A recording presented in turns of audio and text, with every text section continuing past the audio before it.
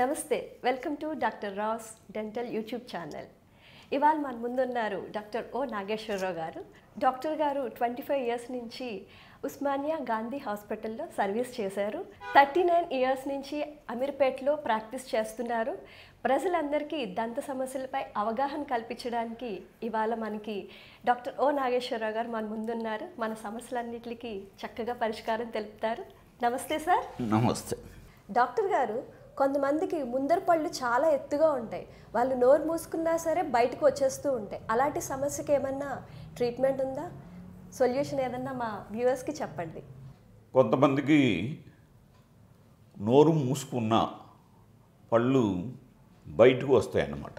అంటే ఇట్లాగా ఉండవలసిన పళ్ళు ఇట్లాగా ఈ పెదాలని తోసుకుని ముందుకి కనిపిస్తూ ఉంటాయి. అంటే చాలా పెద్దవిగా ఉంటాయి అన్నమాట.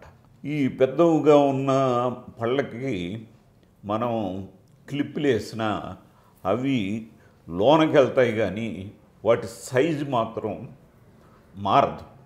కాబట్టి వాటిని ఏం చేయాలంటే ఈ సైజు మార్చాలి. సైజు మార్చాలంటే వాటికి రూట్ కెనాల్ ట్రీట్మెంట్ అని చేస్తాం. రూట్ కెనాల్ ట్రీట్మెంట్ చేసి వాటిని చిన్నగా చేసి వాటికి బ్రిడ్జ్ అనేది కట్టడం జరుగుతుంది అన్నమాట. ఈ విధంగా చిన్నగా చేసి, ఇప్పుడు పెద్ద పళ్ళు ఉన్నాయనుకోండి, ఆ పెద్ద పళ్ళని ఈ చిన్న పళ్ళుగా చేసి మనం అది ఫిక్స్ చేసినట్లయితే ఆ పళ్ళు బయటికి కనపడకుండా ఆ సైజు తగ్గిపోయి మామూలు పళ్ళు మాదిరిగా కనిపిస్తాయి అన్నమాట. కాబట్టి ఈ విషయాన్ని మీరు గమనించి, అంటే చాలామంది కూడా ఏమనుకుంటారంటే ఇవి దేవుడు ఇచ్చిన పళ్ళు, అవి మా అమ్మమ్మకు ఉన్నాయి, తర్వాత మా అమ్మకు ఉన్నాయి, తర్వాత నాకున్నాయి, కానీ వీటిని తీసేయకూడదు, వీటిని తీసేస్తే ఈ కీడు కలుగుతుంది, లేకపోతే అదృష్టం పోతుంది అనే మూఢనమ్మకాలతోటి చాలామంది ఉంటారు. కానీ ఏ విధమైన మూఢనమ్మకాలు పెట్టుకోవాల్సిన అవసరం లేదు. అవి ఇప్పుడు ఏంటంటే అత్యాధునికమైన ట్రీట్మెంట్ వచ్చింది. ఈ ట్రీట్మెంట్ని మీరు ఉపయోగించుకుని మీ ఎత్తు పళ్ళని, అంటే పెద్ద పెద్ద పళ్ళని, వాటిని ఈ చిన్న పళ్ళుగా తయారు చేసి, అంటే తయారు చేయడానికి ఇక్కడ చికిత్స చేయబడుతుంది.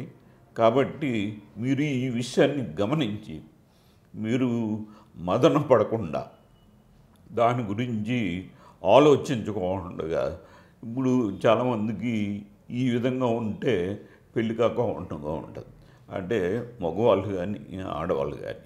ఇప్పుడు ఎవరు కూడా వారిని మెచ్చుకోరన్నమాట, ఇష్టపడరు. కాబట్టి ఇట్లాంటి పరిస్థితుల్లో వాళ్ళు మనోవేదనతో చాలా డిప్రెషన్కి లోనవటం జరుగుతూ ఉంటుంది.